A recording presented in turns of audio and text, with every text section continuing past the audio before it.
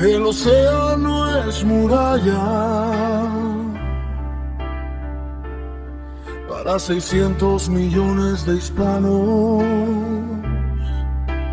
El océano no es muralla para 600 millones de hispanos, unidos por un mismo destino. Separados por la historia, unidos por un mismo corazón. Largo fue nuestro camino a través del ancho mar. 200 años de infamia no nos van a frenar. Bienvenidos, queridos oyentes de Unión Hispanoamericana. Hoy abrimos un espacio para la memoria, el análisis y la verdad sin complejos. ¿Qué hay detrás de los mitos fundacionales? ¿Hasta qué punto las fronteras del relato político pueden reescribir el sentido de pertenencia? Hoy nos acompaña un analista incisivo y una voz libre que cruza los puentes de la historia. Se trata del periodista catalán Eric Encinas, dispuesto a desmontar dogmas. Y con él ponemos sobre la mesa una pregunta incómoda, profunda y necesaria. ¿Es Cataluña la nación que nunca lo fue? Porque a este lado del Atlántico y al otro, la voz de los hispanos resuena con una misma convicción. La libertad, la justicia y la dignidad arraigan en nuestro ser frente a las leyendas negras que nos ladran. Unión Hispanoamericana Radio, la voz que has de escuchar. 24 horas de hispanidad, 7 días a la semana. Penton, comenzamos. La libertad y la justicia arraigan en nuestro ser. Las leyendas negras que nos ladran evidencian nuestro cabalgar. Largo fue nuestro camino a través del ancho mar. 200 años de infamia no nos van a frenar.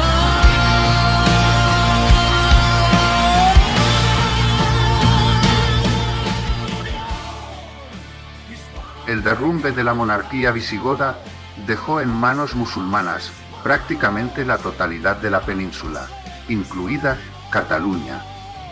La inestabilidad interna y la victoria cristiana en Poitiers en el año 732 permitieron crear la marca hispánica.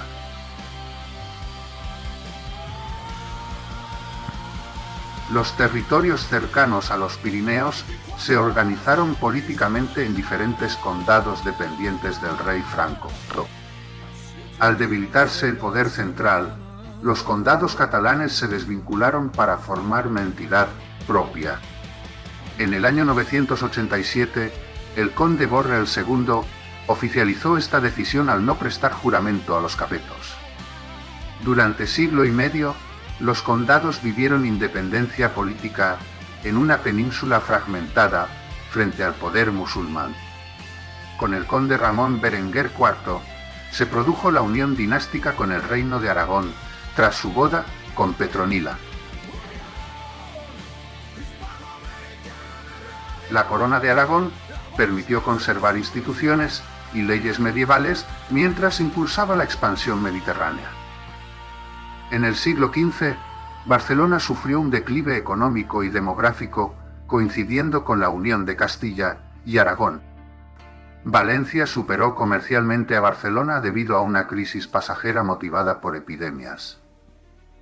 Esto impidió que Cataluña encarara en mejores condiciones la llegada de la Edad Moderna y la conquista de América. La espectacular recuperación del siglo XVII solo se vio interrumpida por la rebelión de 1640, la exigencia de mayor compromiso económico y la enemistad con el virrey auspiciaron una revuelta popular contra el ejército real. Asustados por la brutalidad, la oligarquía recurrió a una calamitosa alianza con la Francia del cardenal Richelieu.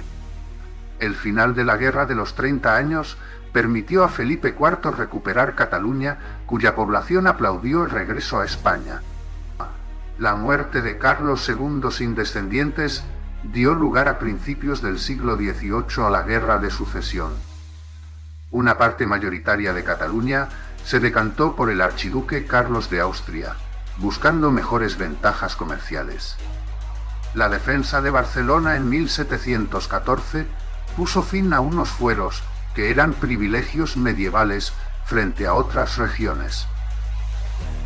Cataluña vivió un nuevo desarrollo económico que se vio truncado un siglo después por la invasión francesa.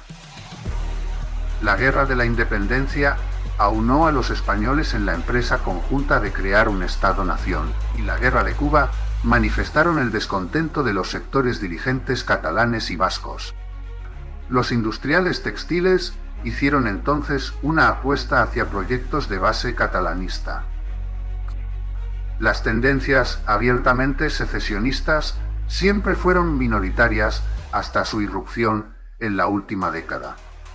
Vamos a ver, Eric, hay un puente entre el mito y la realidad actual. Hemos trazado cómo el nacionalismo catalán construyó una narrativa de victimismo basada en la falsedad, en una falsedad histórica y en intereses económicos de élites del pasado. Como periodista que vives y analizas Cataluña, ¿hasta qué punto crees que la ciudadanía es consciente de que esa identidad nacional es en realidad un constructo artificial diseñado para justificar un supremacismo político? Yo a esto añadiría un victimismo argumental. De acuerdo.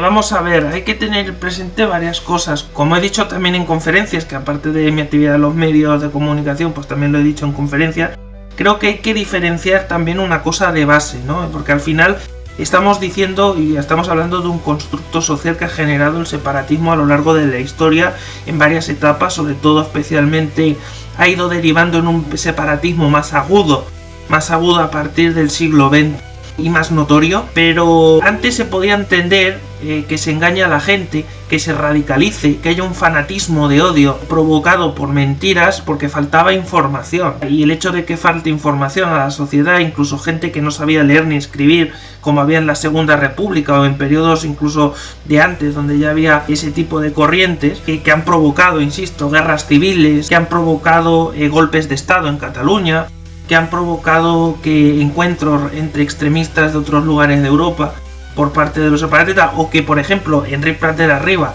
dijera, ¿no?, que existía un ADN catalán, ¿no?, semejante barbaridad, mentira, ¿no?, y sandez. Pero esto, claro, hace que pero antes faltaba información. Pero claro, ¿cuál es el problema?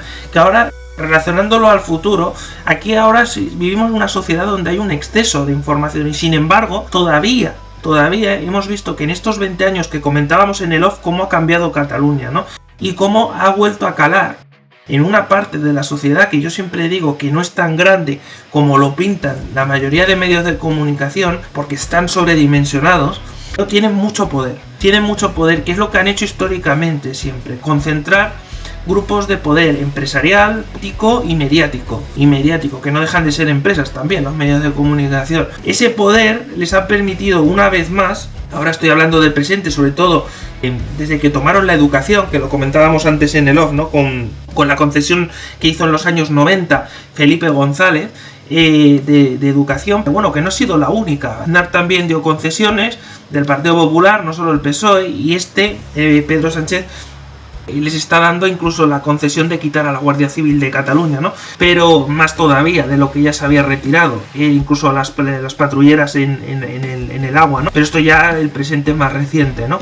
Pero aparte de eso, lo que ha hecho más daño es que el separatismo, extremistas, mejor dicho, hayan controlado la educación y los medios. Eso te demuestra que aunque hay una situación, en este caso ahora, en el presente, en el siglo XXI, en el año 2026 que nos encontramos, donde la capacidad para que la gente pueda consultar fuentes alternativas, que no se dejen engatusar por engaños de decir que Cataluña es un país sin que lo sea, una mentira tan simple como esta, pero que cale en una parte de la sociedad catalana, o decir que Companys era un héroe cuando hay un montón de asesinatos, ¿no?, y que se incineraban por orden de él cuerpos que eran brutalmente asesinados, muchos de ellos como sacerdotes, políticos conservadores, ¿no?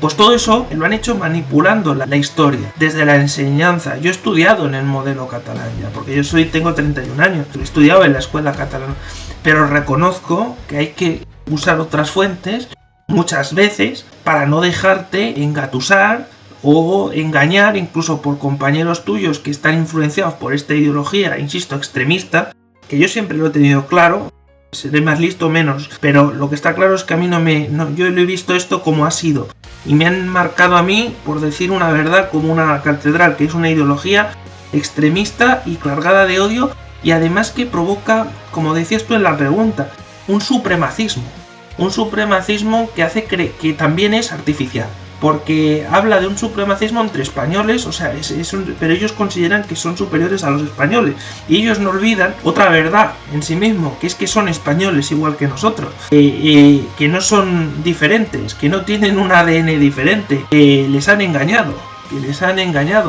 Pero claro, lo que quiero decir es que al final lo que se ha demostrado respecto a un periodo donde, por ejemplo, en la Segunda República faltaba información, pues y ahora hay un exceso en los medios, pues es que al final el radicalismo no deja de estar reiterativo de diversas maneras si realmente maneja los resortes de poder, capaz de poderlo volver a hacer, como lo ha hecho otra vez en 2017. Y yo creo que además pusieron lo que le fue bien al separatismo, que en Madrid, digo en estos últimos años, ¿no? Desde 2017, ya se parece, pero ya han pasado 11 años, desde que lo que le fue muy bien, yo creo, al separatismo es que Madrid, una vez más, como históricamente hace, falla en el sentido de parar los deseos golpistas. Entonces, porque no se lo espera, porque peca de buenismo, peca de que damos una concesión y bueno, no se van a exaltar como siempre. Pues no, volvieron a pecar, como pecaron en la Segunda República. Madrid se confió, y el escándalo de Pujol, y ya no me reitero más para que me puedas hacer otra pregunta, el escándalo de Pujol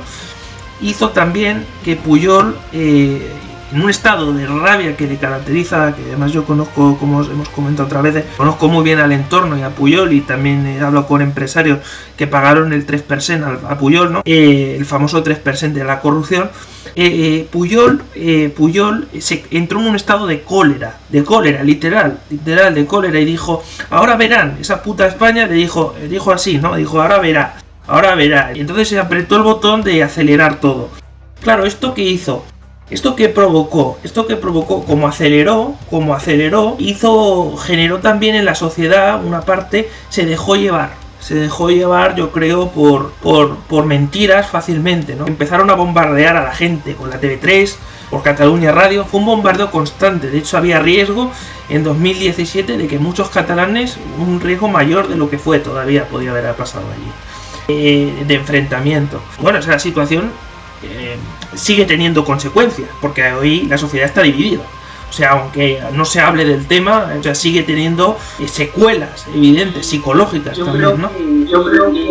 Y yo creo que al final es lo que estoy diciendo, es que si, como lo hicieron deprisa también, el pisar al acelerador, junto con todo ese control de la educación, el control de los Mossos de Escuadra, que incluso fueron a una incineradora de la mina, ¿no?, que es la mayor incineradora de Barcelona, a quemar material sensible de cómo se organizó el referéndum ilegal del 1 de octubre de 2017, que fueron a quemar pruebas, ¿no?, que culpabilizaban a los líderes del proceso golpista. Yo creo que todo eso al final necesita los resortes del poder, y si se dan una serie de circunstancias de que Madrid lo permite, como ocurre, pues al final provoca que a una sociedad, una parte, que insisto, es más minoritaria siempre de lo que se pinta muchas veces, se le engañe, pero haga lo suficientemente ruido como para generar un enfrentamiento, una división social que queda patente, y que yo creo que ahora mismo se ha extendido por toda España, porque ahora mismo el separatismo gobierna en Cataluña, gobierna en España también.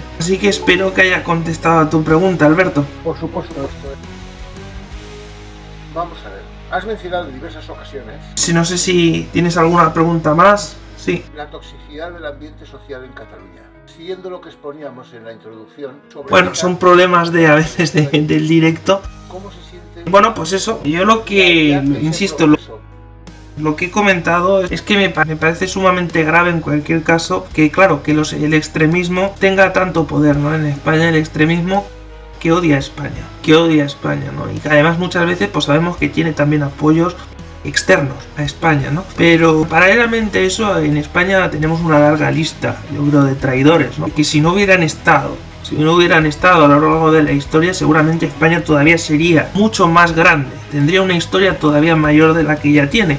Pero bueno, esto ya no se puede ser irremediable y es algo que nos persigue a lo largo de la historia. Sin embargo, pese a tener tantos traidores como hemos tenido, somos la nación. España es la nación, les guste o no a los separatistas, que yo sé que rabian cuando digo esto. Es la nación que han intentado destruir más veces de Europa y no han podido.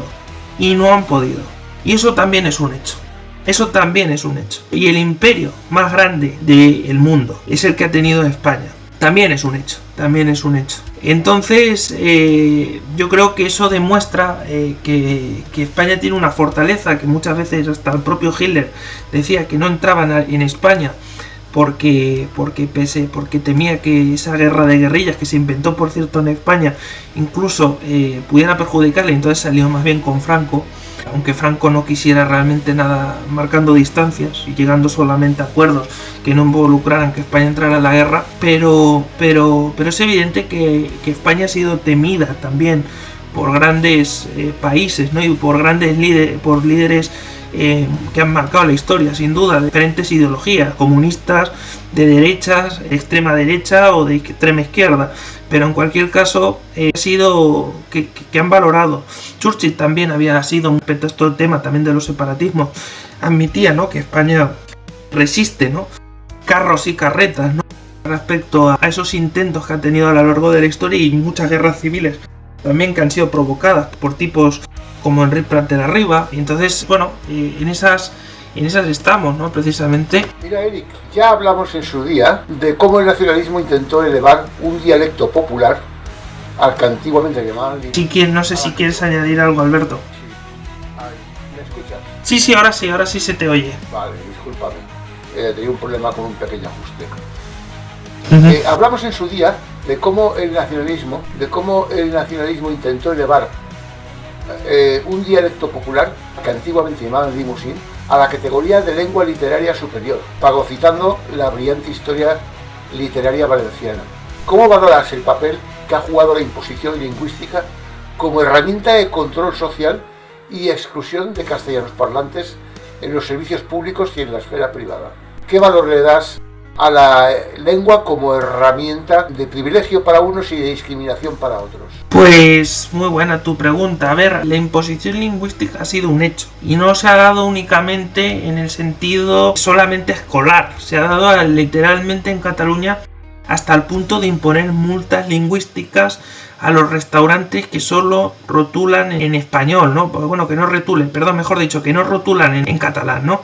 Cuando tendría que haber libertad también para eso, porque el español es la lengua de toda España y por lo tanto se tiene que respetar a aquel restaurante también que solo quiera ponerlo en español. Pero se han puesto muchas multas y se siguen poniendo muchas multas por esto, que dan mucho dinero a las arcas de la Generalitat. Pero en cualquier caso, contestando a tu pregunta, la imposición lingüística lo que ha generado es desequilibrios en la sociedad y desequilibrios en la enseñanza. Porque lo que estamos viendo en resultados también de estadísticas ya en los últimos 20 años, por ejemplo, en lo que se refiere a la enseñanza catalana, es que está habiendo un deterioro y están aumentando las faltas de ortografía, por ejemplo, de muchos alumnos, porque están mezclando y al final no están aprendiendo bien ni el español ni el catalán, si se quedan en la secundaria únicamente. Entonces, bueno, sí que lo están aprendiendo, pero podrían aprenderlo muchísimo mejor si no les hicieran esta chapuza de no dedicarle las horas suficientes a aprender el español y aprender el catalán también, para que lo aprendan bien, pero el español también. Entonces esto está generando que incluso haya un retroceso respecto a otras regiones de España, y también está haciendo que, por ejemplo, nuestros hermanos de hispanoamericanos, que otros también inmigrantes que están viniendo, tengan que aprender el catalán por obligación, y con las dificultades que eso tiene, ¿no? Que eso tiene en lugar de usar el español, ¿no? Dejarles al menos un tiempo usar el español. Yo entiendo que si vives en Cataluña está bien, que claro que tienes que aprender un poco, pero no te tienen que obligar a aprender el catalán, porque en el momento que te están obligando es evidente que pasa a ser una imposición, que es lo que estamos diciendo, ¿no? Y aquí el tema es que el catalán además se ha utilizado como un arma política, llegando al punto a decir que el catalán estaba muy perseguido en el franquismo. Por ejemplo, cuando en el franquismo yo que he hablado, yo soy joven, pero he hablado y me he informado. Había muchísimos catalanes que podían hablar catalán y no eran perseguidos. Había muchos catalanes, incluso se bailaban sardanas, porque hay documentación gráfica de bailes de sardanas, donde también los separatistas han dicho que no se podían bailar sardanas, o que no había toros, descorrebous, ¿no? Como se llaman. Y ha habido muchas mentiras, ¿no? Muchos mantras, ¿no? Muchas mentiras que lo que buscan es en todo momento generar odio, usar el catalán también como arma arrojadiza política y no como arma de inclusión, y no como una manera de hablar que sea inclusiva, que es lo que tendría que ser, y que sea voluntaria, que no sea forzada, que es lo que tendría que ser, y entonces nadie diría nada, teóricamente. Pero claro, el problema ha sido ese. De hecho, ahora mismo...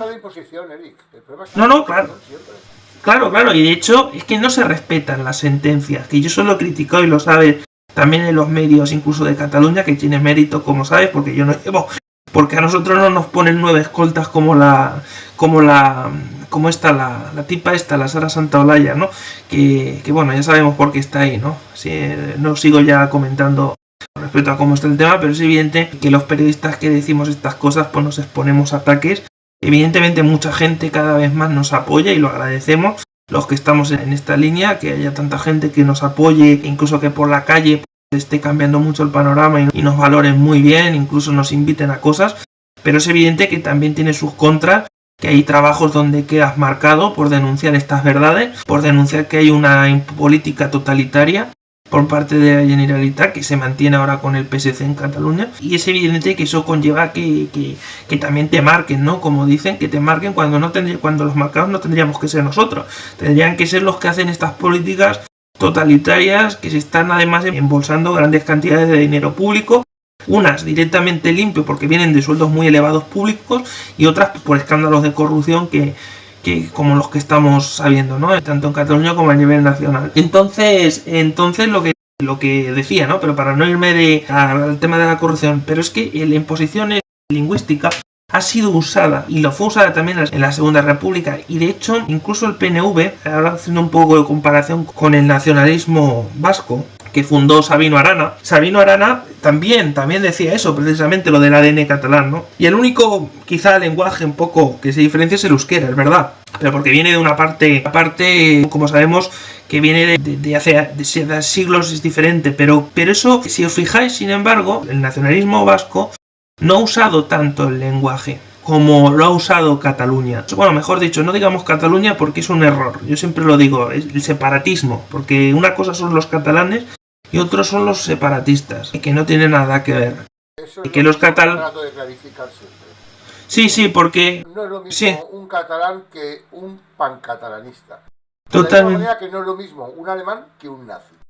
Totalmente. Y eso es por diferencia, aunque parezca que la que acaba de hacer Alberto y la que acabamos de hacer, aunque parezca una tontería, es importante resaltarlo porque a veces lo manipulan también y dan a entender que son más por esa misma razón. No son, insisto, son menos de la mitad realmente de Cataluña, de la población que tiene Cataluña, y por lo tanto son minorías realmente. Lo que pasa que es una minoría, como he dicho, que siempre aglutina los grandes resortes de poder, y incluso que la que tiene más dinero muchas veces de Cataluña, ¿no? Entonces es una minoría muy poderosa y que controla los resortes de poder, y además que se moviliza mucho históricamente. Hay que reconocer que algo que tienen, porque juegan con las emociones, ¿no? O sea, los líderes podrán creerse o no el mensaje, los líderes que ha tenido históricamente el separatismo podrán creerse o no el discurso, que incluso hemos visto que hay discursos, ¿no? De por ejemplo Puigdemont, de Pujol, que tú históricamente los comparas con lo que decía Adolf Hitler, ¿no? Cuando dice mi pueblo, mi lucha, ¿no? Tú comparas los discursos, uno y otro, pones un discurso de Hitler en esa línea y un discurso de Jordi Pujol, y vas a ver donde dice el meu poble, ¿no? Mi pueblo, ¿no? Mi lucha, esas palabras, y no hay ninguna diferencia. ¿Cuál es la diferencia? Que Hitler hablaba de un país que sí que existe, Alemania, pero que evidentemente fue un dictador, Hitler, sanguinario, ¿no? Pero no hay ninguna diferencia en la dialéctica que utilizan para una construcción superficial, como es lo que plantean estos políticos, ¿no?, ultras del separatismo, no hay ninguna diferencia con los discursos que, por ejemplo, en los años 30 hacía Adolf Hitler. No hay ni una diferencia. Es más, hay discursos que parecen calcados. Y claro, eso, y luego, ¿qué pasa? Que para una parte no pequeña de la prensa resulta que los ultras son aquellos que señalamos estas cosas. Y te tienes que reír, ¿no? Atiende a un mensaje que te voy a traducir del catalán. Atiende a un mensaje que ha corrido hoy por Twitter. Los españoles sois el cáncer de la humanidad. Todo lo que habéis colonizado lo habéis convertido en un tercer mundo corrupto, tercermundista y criminal y mafioso. Por eso actualmente el español es la lengua franca del narcotráfico y de la prostitución. Y poco más. Sois la escoria de la humanidad. Bueno, vamos a ver, es que Sánchez, aparte, sí, pues no dirás por qué digo lo de Sánchez. Sánchez, por un lado, ahora te voy a contestar a lo que me has dicho, pero con esto también. Sánchez, que es el último presidente que estamos teniendo, que lleva ya 8 años en el poder, le está haciendo políticas separatistas. ¿Por qué? Porque los necesita por 7 votos también en la última legislatura. 7 votos del prófugo Puigdemont que ahora se quiere beneficiar de una amnistía que ni siquiera pasando por la cárcel, como tendría que haber pasado, y que está prófugo de la justicia en Bélgica, un país que por cierto no cumple con España y lo tiene allí en una vida a todo lujo, a un prófugo que dio un golpe de estado en Cataluña, que salió mal para ellos, pero que dio un golpe de estado y se le dejó escapar, a Puigdemont, igual que se le dejó escapar cuando vino la última vez a Cataluña, aquel circo que montó, que entró cuando ya tenía orden de búsqueda y captura y no lo detuvieron hace un año. Los Mossos tenían que haberlo detenido, hizo un postureo de entrar ahí en Arco de Triunfo, que es como se conoce esa parte de Barcelona, hizo un discurso de 1 minuto, que fue puro circo mientras se investiga a ella, para dar la nota, para dar el cante, pero lo tenían que haber detenido y el gobierno dio orden de no detener a Puigdemont, el gobierno de España. Entonces, contestando a tu pregunta, ¿por qué digo esto? Porque los propios separatistas han animado al socialismo español, que es el que más gobierna en España, a corromperse, porque les va bien a los separatistas cuanto peor le va a España. Bueno, digo a los líderes, ¿no? A los líderes intelectuales, a los líderes que manejan realmente, a las ovejas, que digo yo, ¿no? A los ultras que le siguen, ¿no? Entonces les va bien, cuanto peor va, cuanta más corrupción hay, cuanto más putiferio hay de prostitutas, como sabemos, de las tramas del PSOE, como los necesitan en el gobierno, pues ellos están más intentando otra vez lo que decíamos, ¿no? Creando ese supremacismo que se piensan que no son españoles, haciendo un supremacismo superficial, artificial, ¿no? Porque hablan de como que los catalanes son diferentes a ellos, cuando aquí hay un montón de escándalos de corrupción en Cataluña, donde yo me encuentro. Hay un montón también de escándalos de corrupción y son españoles. Por lo tanto, el mal que desean a Madrid o el mal que desean a que haya corrupciones en España no les hace diferentes, porque ellos son españoles. Y aquí en Cataluña, igual que lo soy yo y que lo eres tú, Alberto. Y las corruptelas no solo ocurren en Madrid, ocurren en Cataluña, como hemos dicho, no solo con la trama Pujol, hay tramas de Esquerra Republicana, hay otras tramas de Junts, como sabemos hasta con el caso de los menores, ¿no? Cómo se ha hecho dinero ahora también con el tema de la inmigración. Eric, hablando de corruptelas, vamos a ver, históricamente el poder económico en Cataluña ha movido los hilos de la sedición para proteger sus privilegios. Desde el siglo XVIII hasta el tráfico de esclavos en el Caribe. Hoy observamos una estructura similar, donde el poder político utiliza el dinero público para perpetuar esa ideología. Dime tu opinión, ¿qué responsabilidad tienen los grandes grupos empresariales actuales en la financiación y sostenimiento del proceso separatista? Pues mucha. Yo siempre digo que a mí es algo que yo he sido muy crítico. Dinero público, ¿eh? No, totalmente. Grupos empresariales privados. No, totalmente, y es muy buena tu pregunta porque a veces porque se aborda muy poco precisamente este tema. Pero es evidente que la financiación pública, que es mucha, no es solo financiación pública, hay financiación privada y también es grande. Mira, yo te voy a decir unos cuantos empresarios, porque si no nos tiraríamos rato y tendríamos que hacer ya hasta una investigación a fondo para decir todos los nombres de empresarios que están financiando al separatismo en Cataluña ahora mismo, ¿no? Pero mira, va desde lobbies internacionales, como Soros, a través de la Open Society Foundation, hasta empresarios aquí, como Roures de Mediapro. Roures ha estado financiando al separatismo, es un empresario. Pero también hay empresarios de la patronal, y de Pimec, ¿no? Como el presidente de Pimec, precisamente.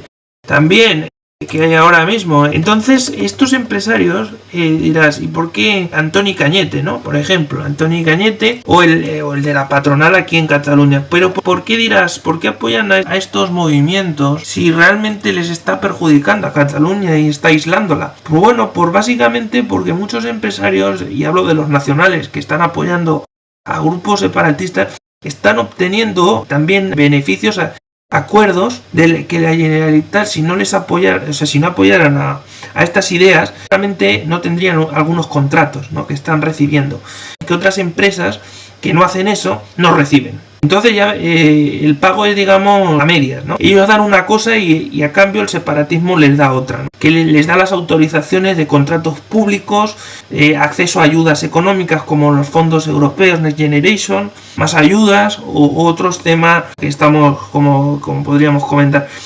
Pero es evidente pero esto no es nuevo, ¿eh? Esto, y ahora para poner a hacer un poco de historia. La burguesía catalana también apoyó a Companys, por ejemplo, en la Segunda República, una parte. Y lo hacen pero en el caso yo creo que de la Segunda República, más motivado por el engaño. Fueron perseguidos, nada más estallar la guerra civil. De hecho está el caso de Cambó, que...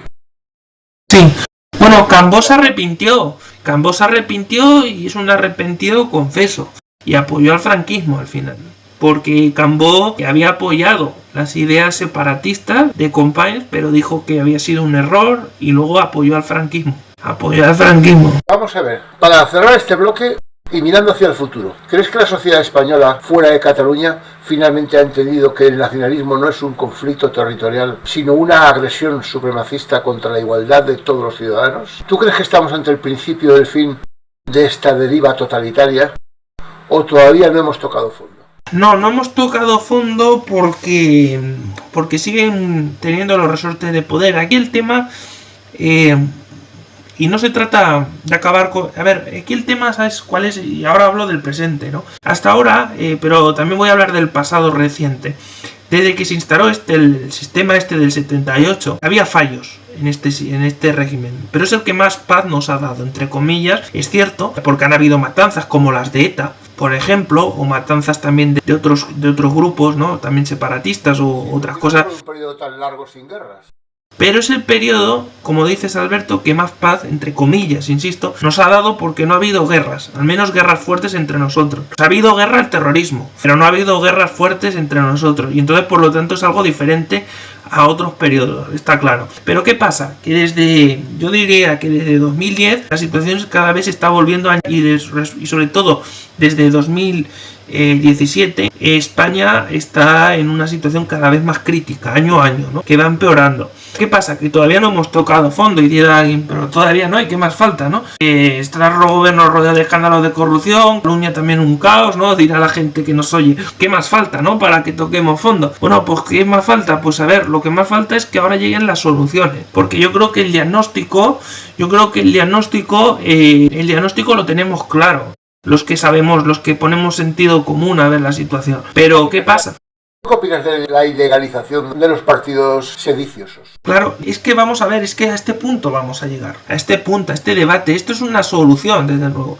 Lo que está claro, y una solución que yo desde luego creo que no cabe, ¿no?, y que no ocurre en ningún país, es que, por ejemplo, hoy decía en un artículo, 8 de julio, ¿no?, de 2026, publicaba un artículo por ejemplo, de una cosa que solo pasa en España, que no se pueden poner pantallas gigantes para seguir a la selección española en Barcelona, que no, para contentar a los separatistas. Esto solo pasa en España. Como solo pasa en España, y ahora contesto a lo que estabas diciendo, el hecho de que se financie con dinero público hasta sedes que propagan el odio, que no tienen posición de embajadas, pero que propagan el odio fuera de España y que están gobernadas por separatistas radicales. Esto solo pasa en España, lamentablemente. Y pasa con la complicidad de Madrid, por supuesto. Y lo digo sin la menor duda. ¿Que los catalanes tenemos culpa? Sí, pero en Madrid tienen culpa también, porque en Madrid no han movido un ápice ni cuando los catalanes estaban más motivados.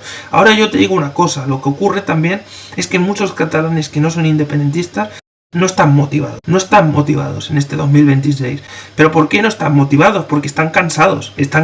Hay un agotamiento social también de los catalanes que no son independentistas, en el sentido de que están esperando también ayuda, apoyo moral de verdad, no solo palmaditas, de que haya soluciones a muchos problemas que siguen viendo y que el separatismo mantiene el poder y ocurren cosas como la de que no se puedan poner pantallas en Barcelona, pues como esas muchas. Esto al final es una cuestión deportiva, aunque afecta lógicamente y no ocurre en otros países, pero como estas muchas importantes, o de ayudas económicas que van para grupos secesionistas y no para cuestiones importantes de la seguridad como está ahora desatada, o la sanidad, o otros temas que realmente son importantes. Y esto lo que queda patente, ¿no? Lo que queda patente es eso, que hay realmente una frustración, ¿no? Yo creo en la sociedad, pero que es evidente que sí que ha generado una gran desigualdad. ¿Tú detectas conflictividad social en la calle entre la gente que transige y la que no transige con los abusos totalitarios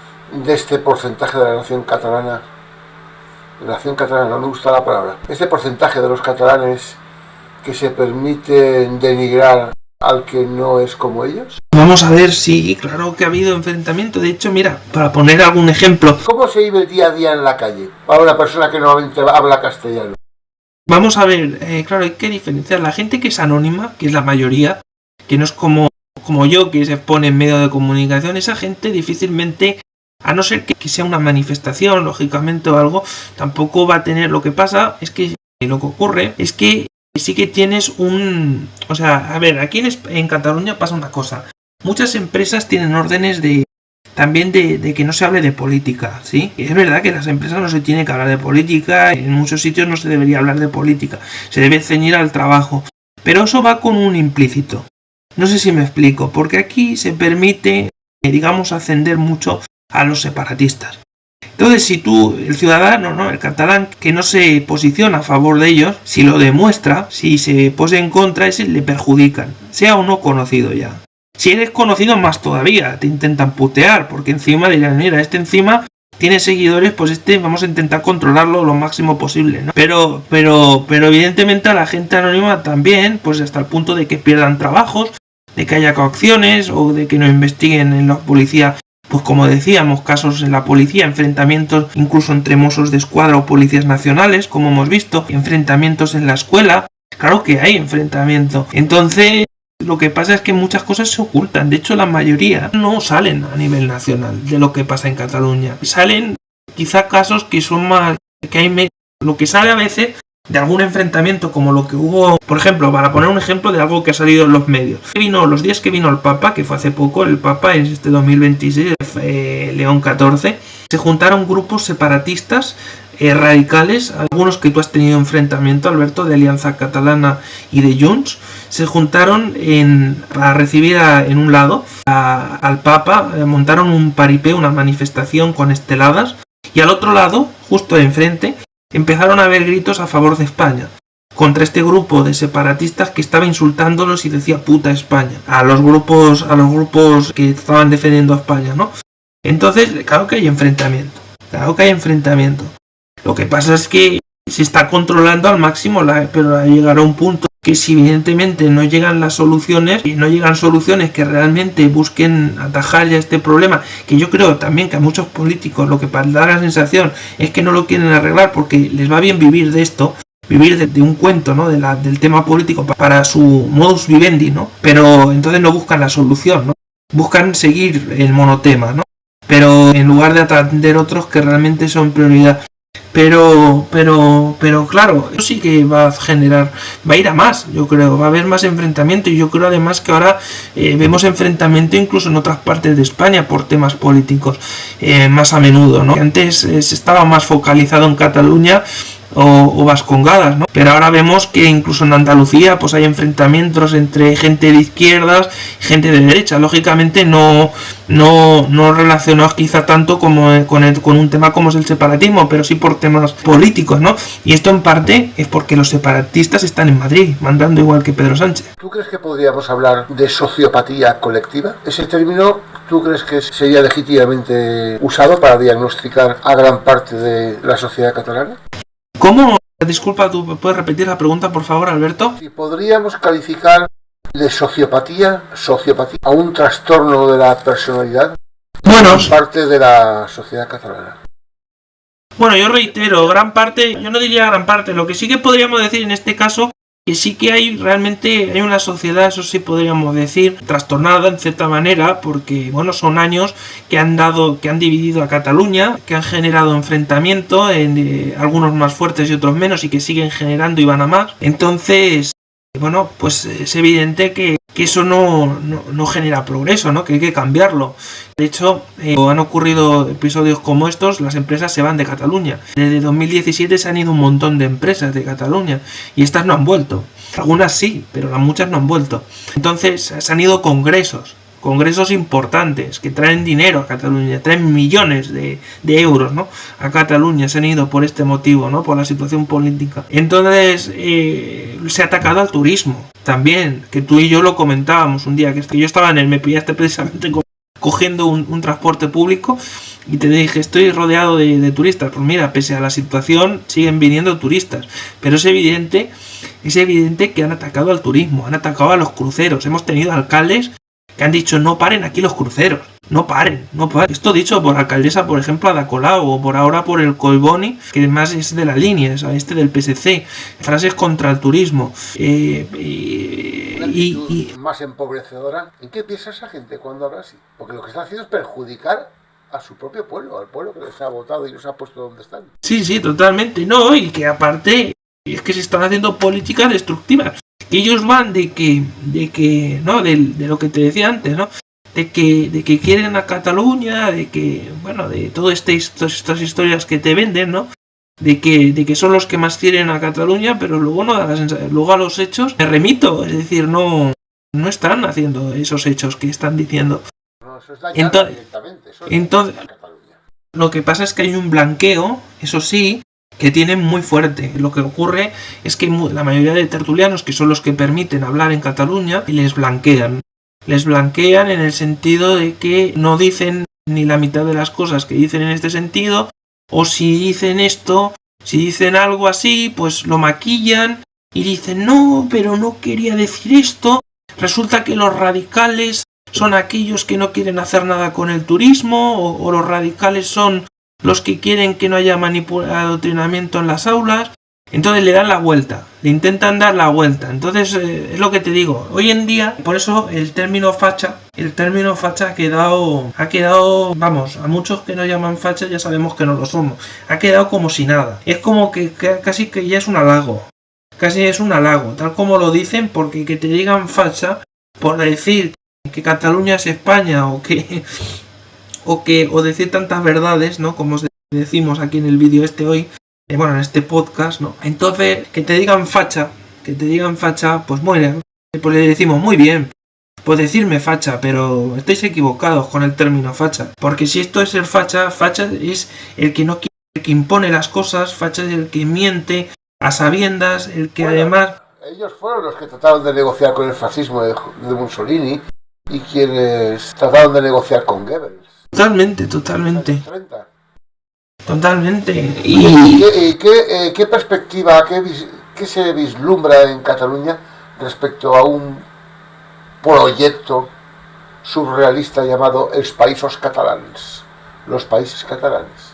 La pretensión de anexionar a Valencia, definiéndola como país valencià, que eso da risa, y a Baleares. Bueno, te digo una cosa, en este caso, aunque no han renunciado, sí, el separatismo ya cada vez lo dice con boca más pequeña, porque han visto el rechazo que están teniendo, que es masivo, es histórico también. O sea, la comunidad valenciana no quiere oír hablar de eso. O sea, lo han dicho en reiteradas ocasiones, y mira que lo han intentado a través de grupos financiados también con dinero de muchos lobbies separatistas como Compromís.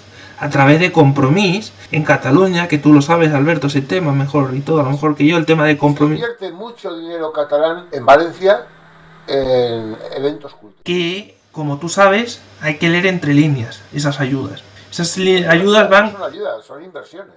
Esas inversiones van con motivación política. Entonces, claro, esas inversiones van con motivación política y van también a financiar partidos políticos como Compromís. Compromís, que está dispuesto a comprar el discurso a Esquerra Republicana y a Junts de Països Catalans e intentárselo vender allí a los valencianos. Bueno, Compromís son los que se venden directamente como pancatalanistas. Pero yo te diría que es que tienen a toda la izquierda sometida al capricho y arbitrariedad de ellos. Totalmente, totalmente. Entonces, claro, necesitan esos satélites. En Baleares tienen algunos también, pero en cualquier caso no les ha salido bien. Esta jugada sí que veo yo que no les ha salido bien. No les ha salido nada bien, porque no se esperaban, sobre todo lo que han hecho mal ahí, y yo creo que eso ha influenciado, es que la educación no la tienen tan manipulada en Valencia, pese a que tú también lo reconoces que también está manipulada. Infiltrados en el profesorado. No, totalmente, pero no les ha salido tan bien como en otras partes, porque... Y en las universidades, ¿eh? No, ya, cierto. Se puede afirmar subjetivamente, y con riesgo de equivocarse en casos concretos, que la ciencia de la filología es para la política lo que la prostituta es para el proxeneta. Ya, totalmente, pero que el rechazo allí estaremos de acuerdo que que es muchísimo. El rechazo que allí están teniendo a las políticas de los países catalanes no es el mismo que fomentan aquí en Cataluña, ni tiene los mismos recursos. De hecho, han ganado también partidos contrarios en las últimas elecciones, tanto en Baleares como en Valencia, que no apoyan la independencia, ni de ningún país, de ninguna región de España, ni apoyan un país catalán. Y yo creo que es evidente, y además que en la calle, ya no hablo de política, hablo que en la calle el miedo no es el mismo. Claro, en Cataluña lo que pasa es que hay más miedo porque en Cataluña el separatismo es más fuerte. Y el separatismo sí que aquí, incluso cuando no gobierna, en Cataluña tiene resortes de poder que te pueden hundir. Y eso, pues a todo el mundo no está dispuesto a correr ese riesgo, yo lo entiendo, ¿eh? O sea, lo puedo entender, quiero decir, yo lo entiendo, o sea, que te hunden profesionalmente por posicionarte, o sea, entonces...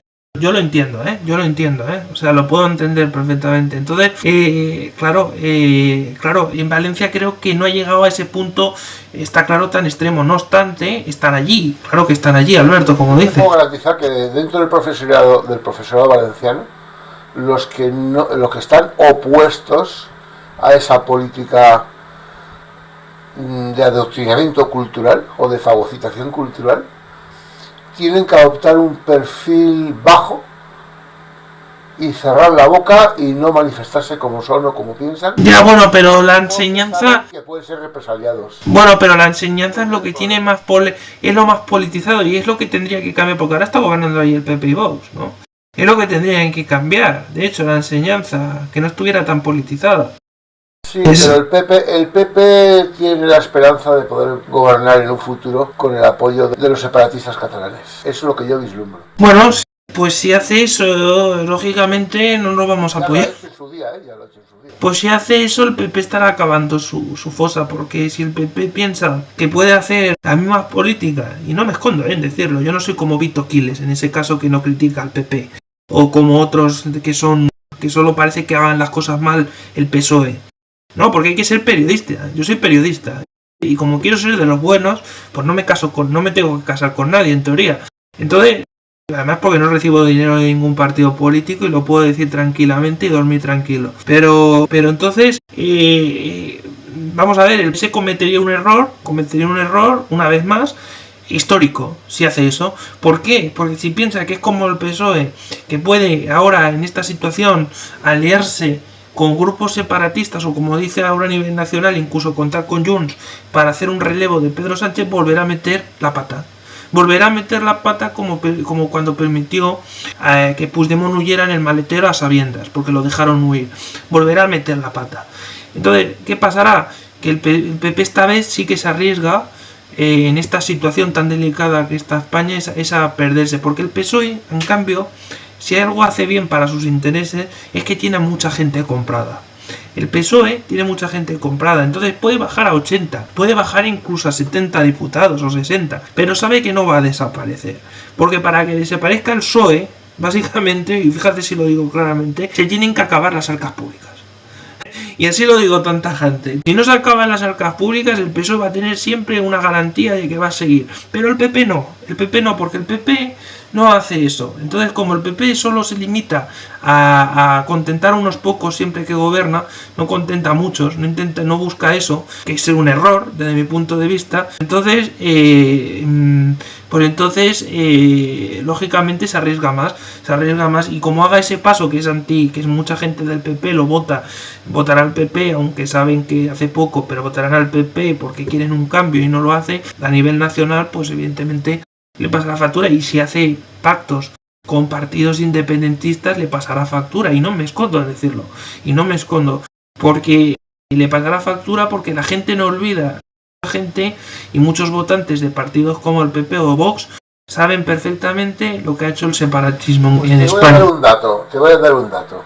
Recientemente en Andalucía, el presidente de la comunidad autónoma andaluza ha participado en un acto de homenaje a Blas Infante, al infame Blas Infante, que es como participar en un acto de homenaje a Prat de la Riba, o a Valentín Admiral, o Admiráiz. Bueno, sí. Bueno, claro, a ver, vamos a ver, aquí ocurre una cosa. También hay unos temas que en otros países, por ejemplo, se glorifican los personajes históricos, pero aquí ¿cuál es el problema? Que aquí se está eliminando, se quiere derribar el Valle de los Caídos. Se está eliminando la fundación de Francisco Franco, se quiere eliminar la fundación Francisco Franco, que tiene a su disposición un montón de archivos históricos reales del franquismo. ¿Por qué? Porque se quiere manipular la historia. Y por otro lado,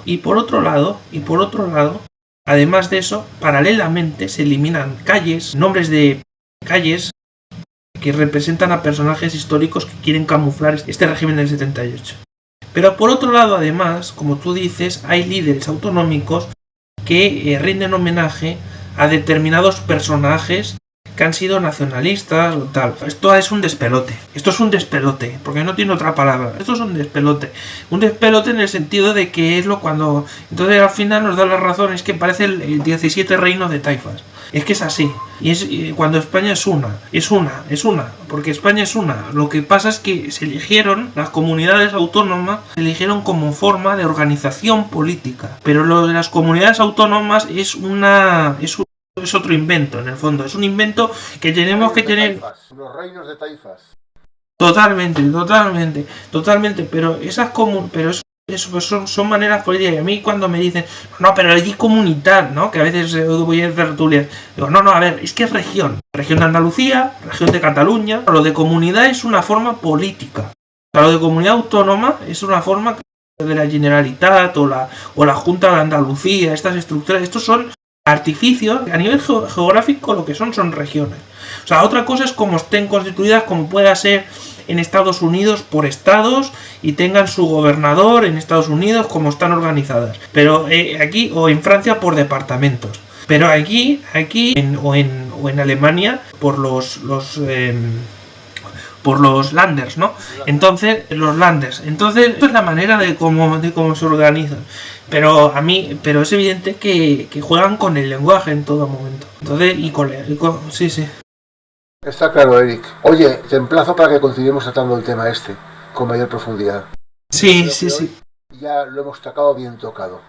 No, hemos dado caña. Creo que la gente tendrá una idea más clara de cómo engañan a la gente. En un próximo episodio me gustaría que profundizásemos más a fondo en cómo se desarrolló y cómo surgió esto del nacionalismo. He hecho yo una pequeña introducción al principio del programa, pero creo que debemos de tocarlo más a fondo. Creo que debemos de explicar cómo pensaban personajes racistas como Valentín Admiráiz, personajes como Prat de la Riba, personajes como Pompeu Fabra, el medidor de cráneos, que no recuerdo su nombre ahora, y una serie de personajes nefastos que han sido protagonistas de este infecto e infame invento que ha supuesto para todos los españoles que es el nacionalismo, lo que dicen, nacionalismo periférico, el nacionalismo en general. Yo soy enemigo del nacionalismo porque no ha traído más que desgracias en todo el mundo. Recordemos que el origen del nacionalismo catalán es el mismo, tiene la misma fuente que el resto de nacionalismos europeos que tantos disgustos le han costado al resto de Europa, entre ellos 2 guerras mundiales, que es el darwinismo social y el pangermanismo. Totalmente, sí, lo emplazamos y haremos otras partes porque además, pues evidentemente hay muchas cosas por explicar y lo abordaremos también en el próximo programa que toquemos de esto más desde los orígenes, pero es evidente que mucha gente pues está interesada en esto y más en un momento, ya digo, que lo están intentando ahora mismo además camuflar este tema cuando va más, o sea, lo están intentando. ¿Por qué? Básicamente porque, como decía, ¿no? Pedro Sánchez necesita los votos para seguir en donde está. Ya, ese es uno de los problemas de la democracia, una de las imperfecciones de la democracia, entre otras muchas. Es el mejor sistema, pero siendo el mejor sistema es bien malo, ¿sabes? Totalmente. En fin, desde Unión Hispanoamericana Radio, la voz de los hispanos de ambos hemisferios, nos despedimos de todos los hispanos bien nacidos que forman parte de nuestra audiencia. Un saludo y adiós a todos desde España. Nos despedimos Eric Encinas y Alberto. Adiós a todos.